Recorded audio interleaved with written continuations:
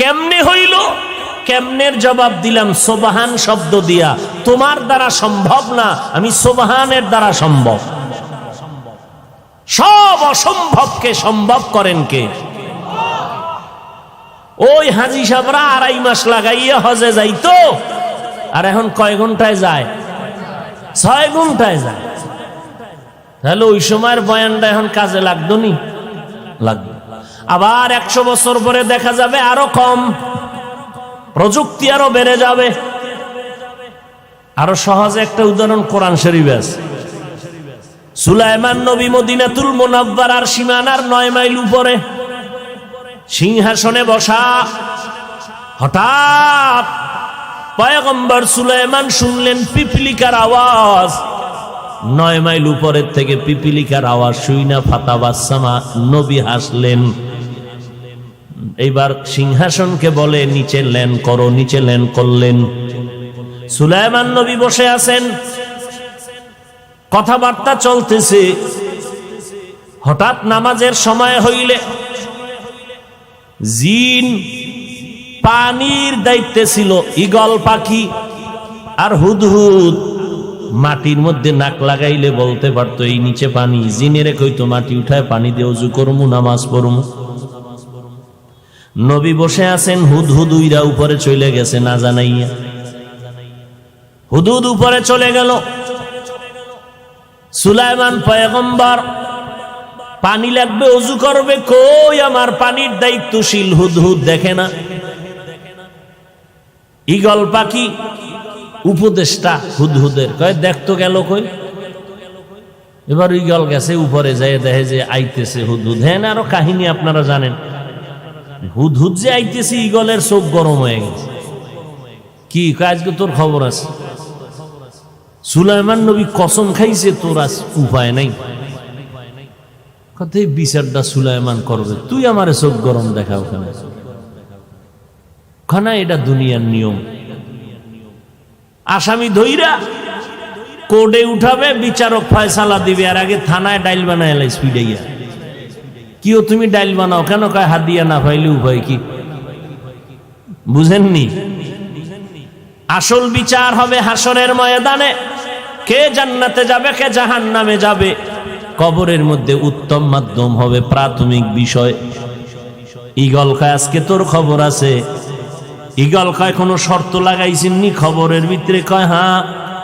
উল্লেখযোগ্য কোনো কারণ যদি দর্শাইতে পারো তো সামান্য সার আছে। কয় ঠিক আছে, আমার কাছে এমন একটা খবর আছে যেই খবর সুলাইমান নবী হইয়াও জানে না।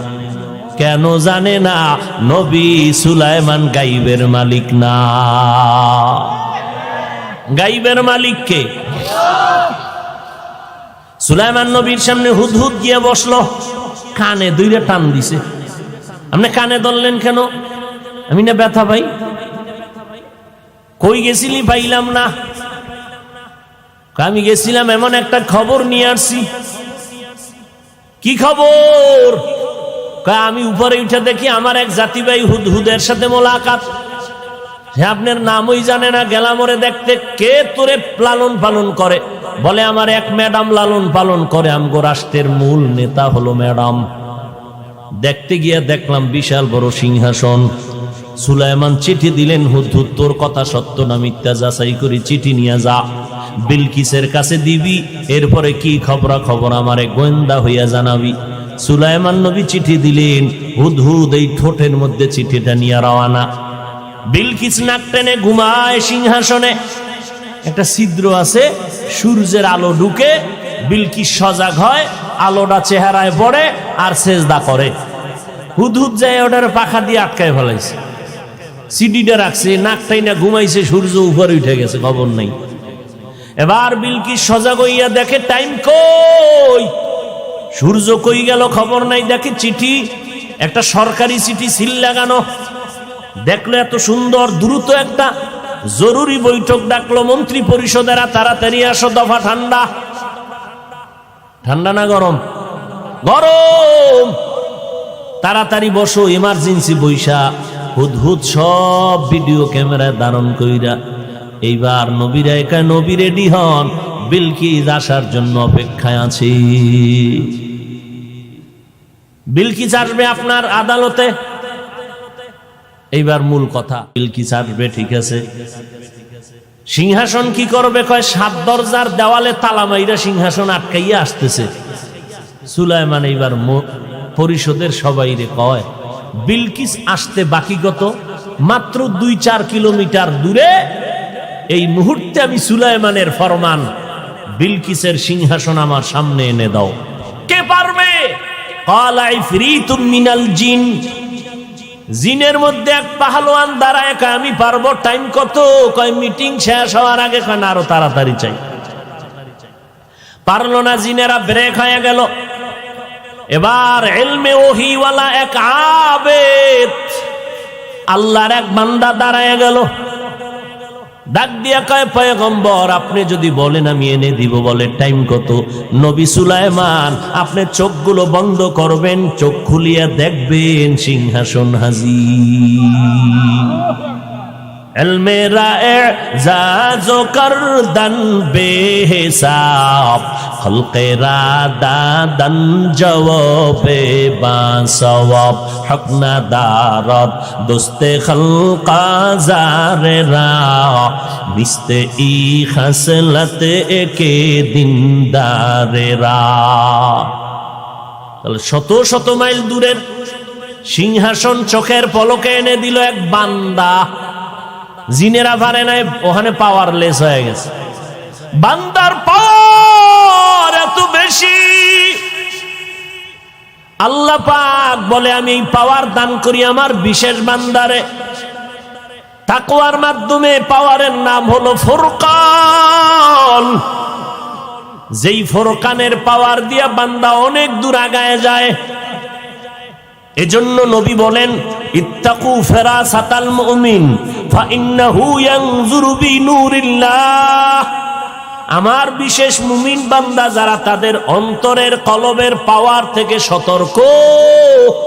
তুমি যা দেখো না, খাঁটি আল্লাহর বান্দা অনেক কিছু দেখতে পায় আল্লাহর নূরের আলোর মাধ্যমে, যে পাওয়ার তোমার আমার কাছে নাই। ওমরে ফারুক খুতবায় দাঁড়াইলেন, ইয়া সারিয়া আল জাবাল বেসাক্তা বলে ফেললেন। শত শত মাইল পাহাড়ের কিনারায় সারিয়াকে পড়ার সময় জিজ্ঞাসা করা হলো, সারিয়ারে আওয়াজ পাইছিলি? কয় কসম, ওমর যখন আওয়াজ দিছে ডাইরেক্ট আমি কানে শুনতে পেয়েছি। এই পাওয়ার বান্দা হিসাবে আমার মাওলা দান করেন। নবীরে বান্দা বলার 3 কারণ, 2টা শেষ, আর একটা কইতাম নি। আমার এই এলাকায় কিলাকিলি আছে না। বান্দা বলার 3 নাম্বার কারণ হলো, যারা নবীরে নূর আর মাটি নিয়ে কিলাকিলি বাজাও, তাদের জন্য টাটকা জবাব হলো আমার নবী বান্দা। আমার নবী বান্দা, আমার নবী আব্দ, আমার নবী আবেদ। আল্লাহর স্থায়ী সিদ্ধান্ত, মাটির সৃষ্টি শ্রেষ্ঠ মানুষ, নূরের সৃষ্টি শ্রেষ্ঠ না, আগুনের সৃষ্টি শ্রেষ্ঠ না। সিদ্ধান্ত আমার আল্লাহর, অস্থায়ী নয় বড় স্থায়ী সিদ্ধান্ত। মানে না একে, কে মানে না? ইবলিস। এই ইবলিস মানলি না কেন? কয় গায়ের জোরে। কয় না না, আল্লাহ গায়ের জোরে না তো, যুক্তির ব্যানারে। কি যুক্তি? কেন যুক্তিটাও ফালাইয়া দেওয়ার মতো না। খালাকতানি মিন নারিন ওয়া খালাকতাহু মিন তিন। আল্লাহ আমারে বানাইছেন আগুন দ্বারা, আদমরে মাটির দ্বারা। আগুনের গতি উপরে, মাটির গতি নিচে। তো যুক্তিও ঠিক আছে যে আমি নত হব কেন, আদম আমারে সিজদা করবে। যুক্তিটা একেবারে ফালাইয়া দেওয়ার মতো না। কিন্তু আল্লাহ তো রাগ হয়ে গেলেন, আরে ইবলিস যুক্তি দিবি ঠিক আছে, তবে আমার সামনে কেন? লেখাপড়া করছো, শুদ্ধ ভাষা ছাড়া কথা নাই। খুব চমৎকার শুদ্ধ ভাষায় বক্তা সাহেব বয়ান করেন, এটা একটা ইন্টারন্যাশনাল ম্যানের পরিচয়। কিন্তু সেই মাস্তানি কইরা যদি মায়ের সাথেও শুরু করে, শুদ্ধ ভাষায় কথা কওয়ার আর জায়গা পাইলি না। গ্রামে মা থাকে, মায়ের সাথে গিয়া যে শুদ্ধ বুঝে না, এর সাথে শুদ্ধ কথায় কথা বলে। আম্মা জান খেয়েছেন, ঘুমিয়েছেন, শুদ্ধ ভাষায়। কোরআন বলে যেই মা যেই ভাষা বুঝে ওই ভাষায় কথা বলার নাম আদব, এর থেকে ভিন্ন ভাষায় কথা বলার নাম চূড়ান্ত বেয়াদবি।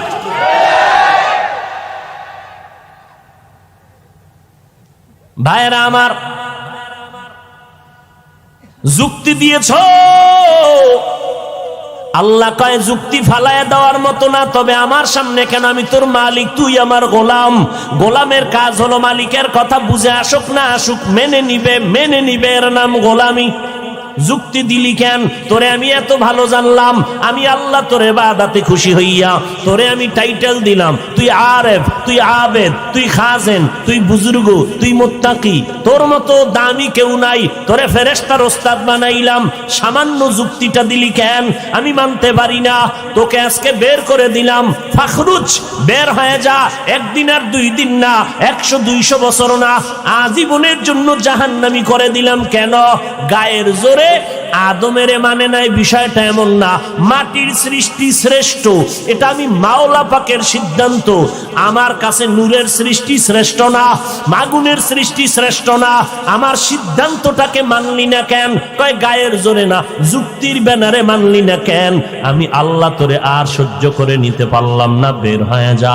অতএব যারা আমার নবীরে এইভাবে নূরের সৃষ্টিকে সৃষ্টির শ্রেষ্ঠ মনে করে, মাটির সৃষ্টিকে শ্রেষ্ঠ মনে করে না, যুক্তি দিয়া যারা মানতে চায় না, এদের অন্তরেও মনে হয় ইবলিসের মহব্বত কাজ করে।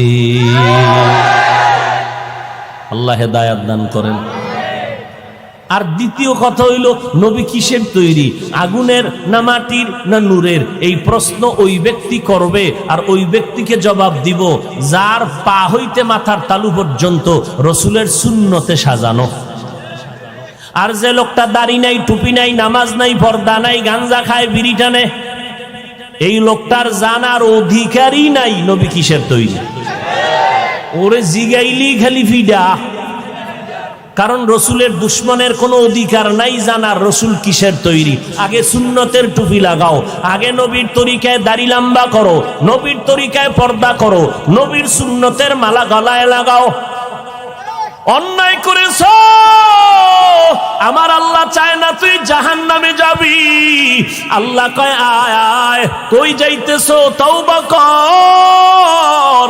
1 সেকেন্ডে বান্দা যদি তওবা করতে পারো, আমি আল্লাহ তোর জিন্দেগীর গুনাহ 1 সেকেন্ডে মাফ করে দিব। বিশাল বড় লবণের পাহাড়, কর্মচারীরে বললাম এই পাহাড়টাকে নিস্তে নাবুদ করে দাও, সময় লাগবে 3.5 মাস। আল্লাহ কয় আমার কাছে খুব পদ্ধতি আছে, 1 সেকেন্ড লাগবে না, আমি কুদরতের পানি দিয়া ধাক্কা দিব, লবণের পাহাড় নিমিষেই ধ্বংস হয়ে যাবে, নিশ্চিহ্ন হয়ে যাবে। ও বান্দা, গুনার পাহাড় যা 80 বছরে তৈরি করেছো, অল্প অল্প করে গুনাহ, প্রথম টানছো বিড়ি, এরপরে গেছো গাঞ্জায়। রাতারাতি তুই গুনার পাহাড় গড়ো নাই, ক্রমান্বয় করেছো। প্রথম বেদবি বাবার সাথে, তারপরে মায়ের সাথে, এরপরে গেছো আলেমের সাথে। এইভাবে যারা গুনার পাহাড় তৈরি করেছো, আমি মাওলার রহমতের পানি, তুই যদি 2 ফোঁটা চোখের পানি ছেড়ে দাও, আমি আল্লাহ কুদরতের পানি দিয়া তোর ওই গুনার পাহাড়ের ধাক্কা দিব, তোর আমল নামায় একটা গুনার চিহ্ন থাকবে না। অতএব বান্দা তওবা করো। ভাইজান, সাহাবায়ে কেরাম কত দামি, ইলমওয়ালা, আমলওয়ালা, তাকওয়াওয়ালা, ইখলাসওয়ালা, জান্নাতের টিকিট হাজির। এরপরেও আবু বকর সারা রাত কান্না করলেন, ওমর কাঁদলেন, ওসমান কাঁদলেন, আলী কাঁদলেন। জীবনভর সাহাবায়ে কেরাম যদি এত আমল করিয়া কাঁদেন, আপনার আমার কি পরিমাণ কান্না দরকার, কি পরিমাণ কান্না দরকার। কান্না তো করি না, কেউ যদি কান্না করে তাও পছন্দ করি না। হাসি হাসি বসে বসে, আরে লোকটার লজ্জা নাই, কেমনে কাঁদে। চিন্তা করছেন দুনিয়া কেমনে উল্টায় গেছে। অথচ একটা লোক মোনাজাতে কান্না করে, যে কাঁদে না তাকে প্রশ্ন করা দরকার, তোর লজ্জা লাগে না? তোর চোখে পানি নাই? আগুনের বাস্তবতা গরম, তো একটা লোক আগুনের পাশে বসা, শরীর যদি গরম না লাগে তখন বলবে আশ্চর্য, তোর শরীর গরম হয় না কেন? ঠিক মাওলা পাকের মোহাব্বতের দরিয়ায় যারা থাকবে এরা তো জাহান্নামের ভয়ে কাঁদবে। নবী যদি কাঁদেন, সাহাবায়ে কেরাম কাঁদেন, আপনার আমার চোখে পানি নাই, এটা কামালিয়াত না, বরং এটা বড় অভিশপ্ত জিন্দেগি। আমার কলব গুনায় গুনায় গুনায় পাথর হয়ে গেছে, এজন্য চোখে পানি আসে না। চোখের গুনাহ, হাতের গুনাহ, কলবের গুনাহ, অন্তরের কল্পনার গুনাহ। আর এখন তো গুনার ফ্যাক্টরি পকেটের মধ্যে নিয়ে ঘুরি। পৃথিবীর কেউ জানবেন আমি রাতের বেলা কি অপরাধ করতেছি, কেউ জানবেন। মোবাইলের মাধ্যমে গুনার প্র্যাকটিস চলতেছে।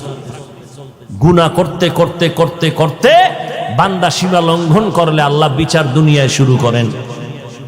তওবা করলে মাফ। আর গুনার কারণে কলব শক্ত, শক্ত কলবে পানি আসে না। নবী বলেন কলবকে নরম করার একমাত্র ব্যবস্থা রাতের তাহাজ্জুদের নামাজ। আমরা আল্লাহরে চাইনি, কথা কন না কেন? জান্নাত চাইনি, চাই। গুনাহ মাফ চাইনি, চাই। দুনিয়াতে শান্তি চাইনি। আল্লাহ দেওয়ার জন্য আসতেছেন না, আল্লাহ এসে ঘুরে যায়, আমরা দরজা আটকাই বন্ধ করে রয়েছি। তাহলে শান্তি কেমনে পাবেন?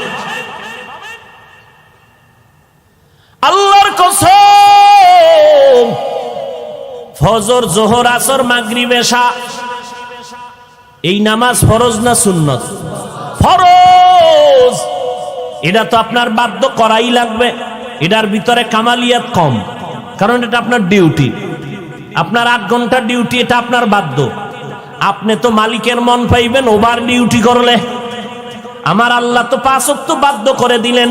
আল্লাহ কয় এই টাইম না, আমি তো প্রথম আসমানে আসি 3য় অংশে, রাতের শেষ ভাগ। ওই সময় তো দেওয়ার জন্য আসি। কার জান্নাত লাগবে চাও, কার টাকা লাগবে বল, গুনাহ মাফ লাগবে বল, জান্নাত লাগবে বল, হায়াত বাড়ানো লাগবে বল, এলেম লাগবে বলো, এলেমের নূর লাগবে বলো। এলেম শিখা এক জিনিস, আর এলেম অনুযায়ী বান্দা আমল আর এক জিনিস। এলেম শিখলাম, এলেমে আমাকে গুনাহ থেকে বাঁচায় না। এই এলেম দিয়া দাম কি? যেই এলেমে আমাকে হাসাব থেকে বাঁচাইতে পারে না। এই এলেমের মূল্য কি? যেই এলেমের দ্বারা আমাকে বিনয়ী করতে পারে না। এই এলেমের দাম কি? যেই এলেমের দ্বারা আমার অহংকার বন্ধ হয় না। এই এলেমের কোনো মূল্য নাই। আল্লাহ কয় আমি দেওয়ার জন্য তোর সামনে হাজির। প্রথম আসমানে আসি, প্রত্যেকটা দিন একটা রাত্র বাদ নাই, তোকে দেওয়ার জন্য আসি। তুই খাতা গায়ে দিয়া ল্যাপ মুড়ো দিয়ে ঘুমাচ্ছ, তা তুই পাবি কসু? যাদেরকে দিছি এরা নেওয়ার জন্য রাত্রে কানছে। হাজী এমদাদুল্লাহ চাইছে জাহিরি এলেমের কেলাস ছাড়া তার সিনায় দিয়ে দিছি। তুমি তো 15 বছর ক্লাস করেছো, হাজী এমদাদুল্লাহকে ক্লাস ছাড়া এলেমের নূর সিনায় দিয়েছি। যেই নূরের আলোতে আলোকিত হওয়ার জন্য এলেমের জাহাজ রশিদ আহমদ দৌড়াইলো, কাসেম নানতবি দৌড়াইলো, আশরাফ আলী থানবী দৌড়াইলো হাজী এমদাদুল্লাহর আল্লাহর দেওয়া মারেফতের নূরের আলো নেওয়ার জন্য। আমি দিতে চাই, তুমি নাও না। এরপরে যদি আল্লাহর কাছে চাইছি দেয় না, কেমন ফিডা দরকার? আল্লাহ দেওয়ার জন্য আসছেন ভোর রাত্রে, আর তুমি নাক টেনে ঘুমাইলা। আর বলবা আমি তো নামাজ কামাই দিই না, 5 ওয়াক্ত পড়ি। ওরে ওভার ডিউটি বন্ধ কেন? হায় হায় হায় হায় হায়। এই জন্য আমার রসুল একদিকে মুস্তাফা, আমার রসুল আর একদিকে মুজতবা। বড় কঠিন জিনিস। ও ছাত্র ভাইয়েরা, সারা দুনিয়ার মানুষ থেকে বাছাই কইরা আল্লাহ এলেমের দরজায় এক দলকে নিয়েছেন। এখান থেকে আর একটা বাছাই হবে। এই বাছাইয়ে যে টিকবে সে হবে মুবাল্লিগ, সে হবে মুজাহিদ, সে হবে দ্বীনের দায়ী। মাদ্রাসা আসাই কামিয়াবির দরজা নয়, এখানে আর একটা বাছাই হবে। মুস্তাফা, অন্যদিকে মুজতবা। আল্লাহু ইয়াস্তাফি, আল্লাহু ইয়াজতাবি।